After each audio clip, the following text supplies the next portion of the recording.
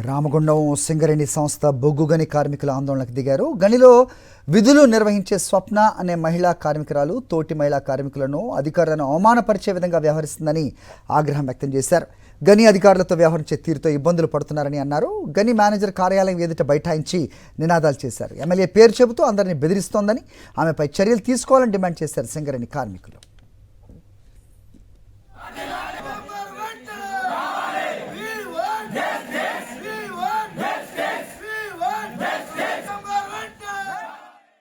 ములుగు జిల్లా వెంకటాపురం మండలంలో సైబర్ నేరగాళ్ల వేధింపులు తాళలేక వ్యక్తి చనిపోయాడు. తిప్పాపురం గ్రామానికి చెందిన రామారావు అనే వ్యక్తి ఫోన్ను సైబర్ నేరగాళ్లు హ్యాక్ చేశారు. తరచుగా ఫోన్ చేస్తూ వేధిస్తుండటంతో వెంకటాపురం పోలీసులకు సమాచారం ఇచ్చాడు రామారావు. వేధింపులు తాళలేక సిమ్ కార్డు మార్చి వేరే సిమ్ తీసుకున్నాడు.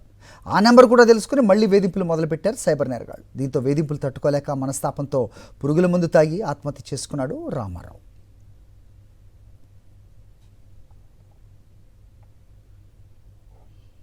నిజామాబాద్ జిల్లా నవీపేట మండలం దయ్యాపూర్లో రేణుకా ఎల్లమ్మ ఆలయంలో చోరీకి ప్రయత్నించారు దుండగులు. గేట్ తాళాలు పగలగొట్టి ఆలయంలో ప్రవేశించారు. సీసీ కెమెరా ధ్వంసం చేశారు. అనంతరం గర్భగుడి తాళాలు పగలగొట్టేందుకు ప్రయత్నించారు. మాస్కులు ధరించిన ఇద్దరు వ్యక్తులు సీసీ కెమెరాలో రికార్డ్ అయ్యారు. ఆలయ కమిటీ పోలీసులకు ఫిర్యాదు చేసింది. పోలీసులు కేసు నమోదు చేసి దర్యాప్తు చేస్తున్నారు.